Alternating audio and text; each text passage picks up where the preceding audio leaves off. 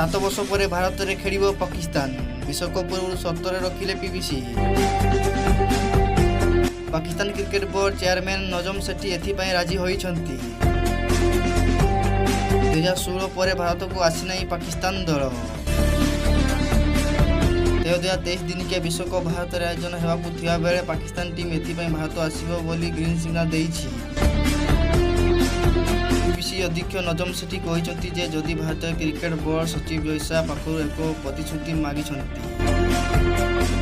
2025 ହେବାକୁ ଥିବା ICC champion trophy ଯଦି ଟିମ୍ ଇଣ୍ଡିଆ ପାକିସ୍ତାନକୁ ଯିବ ବୋଲି ଏକ ଲିଖିତ ଗ୍ୟାରେଣ୍ଟି ଦିଆଯାଏ ତେବେ ପାକିସ୍ତାନ ମଧ୍ୟ ଭାରତକୁ ବିଶ୍ୱକପ୍ ଖେଳିବା ପାଇଁ ଆସିବ ବୋଲି କହିଛନ୍ତି। ତେବେ ବିସିସିଆଇର ସଚିବ ଜୟସା ପିଭିସିର ଏହି ସର୍ତ୍ତକୁ ରାଜି ହେବା ପରେ ହିଁ ପାକିସ୍ତାନ ଟିମ୍ ଭାରତ ଗସ୍ତ ଆସିବ ବୋଲି କହିଛନ୍ତି ପିଭିସି। ଏସିଆ କ୍ରିକେଟ ବୋର୍ଡ ଆଗାମୀ ଏସିଆ କପ୍ ପାଇଁ ପ୍ରସ୍ତାବିତ ହାଇବ୍ରିଡ୍ ମଡେଲ ସୂଚନା କରି ନାହିଁ। ଏହି ମଡେଲରେ ଭାରତ ନିଜ ସମସ୍ତ ମ୍ୟାଚ୍ ୟୁଏଇରେ ଖେଳିବ କିନ୍ତୁ ଅନ୍ୟ ସମସ୍ତ ମ୍ୟାଚ୍ ପାକିସ୍ତାନ ଗ୍ରାଉଣ୍ଡରେ ଖେଳାଯିବ ବୋଲି ସୂଚନା ମିଳିଛି। ସୂଚନା ଅନୁଯାୟୀ ପିଭିସି ଅଧ୍ୟକ୍ଷ ନଜମ ସେଠୀ ମେ 18 ତାରିଖରୁ ଦୁବାଇ ଗସ୍ତରେ ଯାଇପାରନ୍ତି।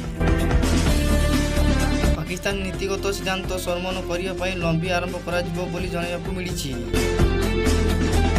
ତେବେ ନଜମଙ୍କ କହିବା ଅନୁଯାୟୀ 2025 ଚାମ୍ପିୟନ ଟ୍ରଫି ବିସିସିଆଇ ଏବଂ ଆଇସିସି ଭାରତ ପାକିସ୍ତାନକୁ ଆସିବା ନେଇ ଲିଖିତ ଗ୍ୟାରେଣ୍ଟି ନ ଦେବା ପର୍ଯ୍ୟନ୍ତ ପାକିସ୍ତାନ ଟିମ୍ ମଧ୍ୟ ବିଶ୍ୱକପ୍ ଭାରତ ଖେଳିବା ପାଇଁ ଗସ୍ତ ଆସିବ ନାହିଁ। ଶେଷ ଥର ପାଇଁ 2016 ଟି20 ବିଶ୍ୱକପ୍ ଖେଳିବା ପାଇଁ ଭାରତ ଆସିଥିଲା ପାକିସ୍ତାନ। ଏବଂ ଆପଣ ଯଦି ଏମିତି ନ୍ୟୁଜ୍ ପାଇବା ପାଇଁ ଚ୍ୟାନେଲ ସବସ୍କ୍ରାଇବ୍ କରିଦିଅନ୍ତୁ।